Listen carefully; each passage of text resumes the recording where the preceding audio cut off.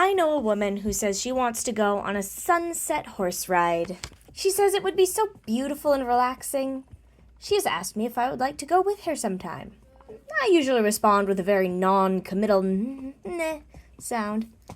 To me, the idea doesn't sound great, only okay. Because you know what comes after sunset? Dark. Dark comes after sunset. And riding in the dark is not fun.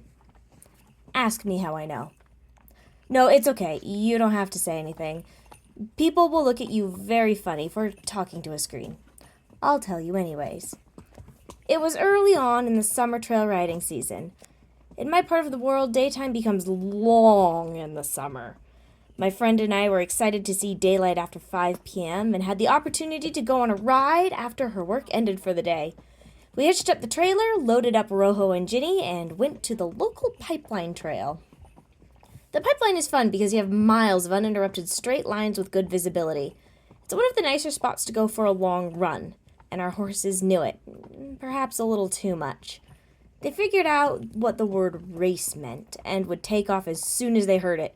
We were having one heck of a time going ballistic, charging down the pipeline road between crossings. Finally, my friend mentions, "Hey, there's only about an hour before sunset, and we have been riding for an hour." So I say, "Wow, look at all the light we still have. Let's keep going." It was like I had been born yesterday. Do you know that it takes longer to walk back to the trailer than it does to run away from it? Keep that in mind.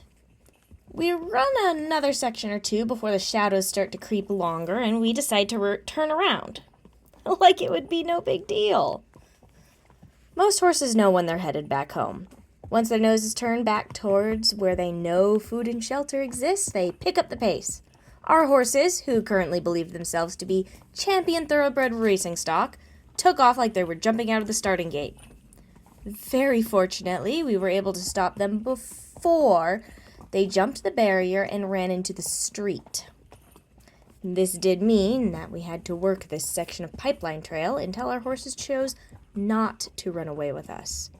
We could not let that behavior continue, or we would be in serious danger next time we came out. We also had to reinforce the behavior of stopping before each road crossing so we would not get hit by traffic. And it's getting darker. There are no street lights on the pipeline trail. We didn't bring flashlights. Most ambient light from porches and windows are concealed by hedges and fences. Horses don't have headlights. Everything around us looks dusky and gray. I can still make out the shapes of the hedges and the distant outline of the road barriers. But even this much light won't last long. Every time we reach a street crossing, I strongly consider giving up. I want to sit my butt down on the sidewalk and refuse to take another step until someone comes and rescues me. But I come to the realization that I am the only one holding this small party together. If I become unglued, my horse will lose his teeny tiny mind, and my friend will start to freak out, and her young green horse, who is quite dependent on my horse remaining level-headed, will lose it too. I don't have the option of giving up. I have to get us home. Perhaps I'm giving myself too much credit and not enough to my friend. She probably could have calmed me down and gotten me back on my horse and gotten us home. But this is what I was telling myself at the time. For some insane reason, adding more pressure to the situation kept me going. And I came up with one of the stress coping mechanisms I teach my students who are nervous. I start to sing. Literally anything that comes to mind. Bits and pieces of songs that I can think of off the top of my head. Choruses and intros to popular songs that my friend can sing with me. I'm making lines up I can't quite remember. It keeps me breathing and alerts all the wildlife to my presence. Night had truly fallen now, and everything around us was dark black or blue shapes. We approach a pond, the chirping of frogs loud in the evening air. Until it isn't. I'm pretty sure it was our presence that made the frogs go quiet, but I didn't want to find out. Instead of stopping at the street and waiting like we had been, we just kept going. My friend agrees that the silence is creepy and we should just keep moving.